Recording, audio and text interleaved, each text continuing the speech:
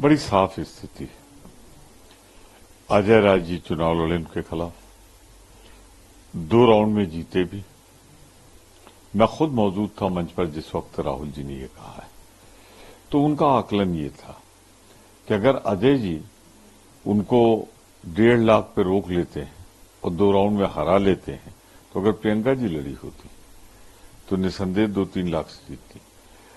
क्योंकि मोदी जी प्रधानमंत्री होते हुए अपने आप को दुनिया का सर्वाधिक शक्तिमान मानते हुए भी पहले 2 राउंड में ट्रेल किए, 11,000 से हार रहे थे। तो अगर प्रियंका गांधी जैसी लोकप्रिय नेता होती तो निश्चित रूप से मोदी जी हारते 2-3 लाख से। जम्मू कश्मीर में लगातार तीसरी घटना हुई, वो भी सेना की चौकी पर घटना घटी गई, लेकिन एक आतंकी उसमें ढेर भी किया गया और उस पर अमित शाह भी कहते हैं कि हम आतंकवाद पे काम करें। अमित शाह का कहते कहते काफी अरसा हो गया।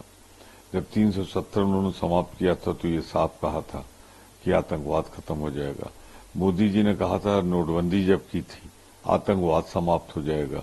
लेकिन भाजपा राज में जितने लोग मरे हैं, शहीद हुए हैं, मारे गए हैं, उतना तो आजादी के बाद आज तक नहीं मारे गए थे। तो भाजपा के राज में कश्मीर की स्थिति नियंत्रण से बाहर है, लोग असुरक्षित हैं। कुल मिलाकर अमित शाह गृह मंत्री के रूप में अपना वादा नहीं निभा पा रहे हैं। अब आपने एक आतंकी को मार दिया, ठीक है मार दिया, लेकिन हमारे जवान, हमारा देश का नागरिक अगर सुरक्षित नहीं है तो ये चिंता का विषय नहीं, शर्म का विषय है केंद्र सरकार के लिए। घटनाएं भी लगातार हो रही हैं, किस प्रोसेस को देख रहे हैं, तीसरी घटना भी।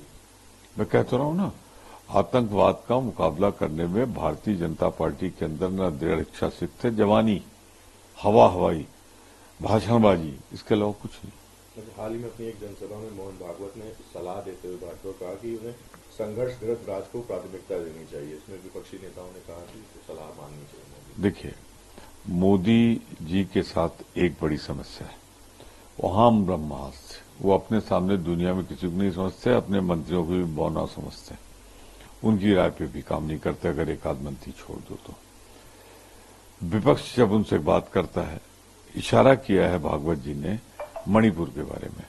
मणिपुर के बारे में महीनों हम लोगों ने कहा चर्चा तो करा लो, बात तो करा लो, बयान तो दे दो। हम लोग गए, मणिपुर हो आए, लेकिन मोदी जी की हिम्मत नहीं पड़ी कि मणिपुर जाए।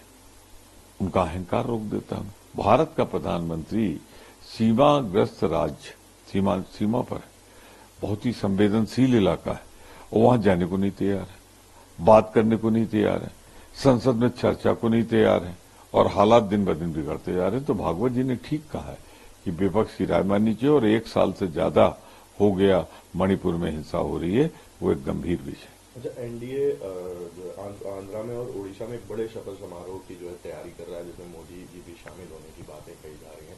किस तरह से इसको देखते हैं? बात तो बिल्कुल वही है कि जीते हैं, शपथ ग्रहण करें, उसमें उनका अधिकार है, उसमें हमें कुछ नहीं कहना।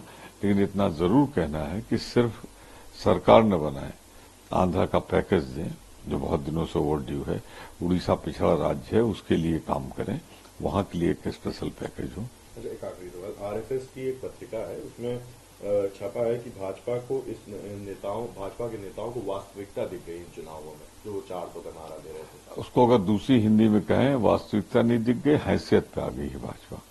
उसके मतों के प्रतिशत में भी 9% से ज्यादा कई राज्यों में गिरावट आई है। 400 का सपना देख रहे थे, पूर्ण बहुमत भी नहीं प्राप्त कर सकेगी, साधारण बहुमत नहीं प्राप्त कर सकेगी, सरकार बना ले। तो भाजपा को अपनी हैसियत याद आ गई है, यही आरएसएस उनको याद दिला रहा है।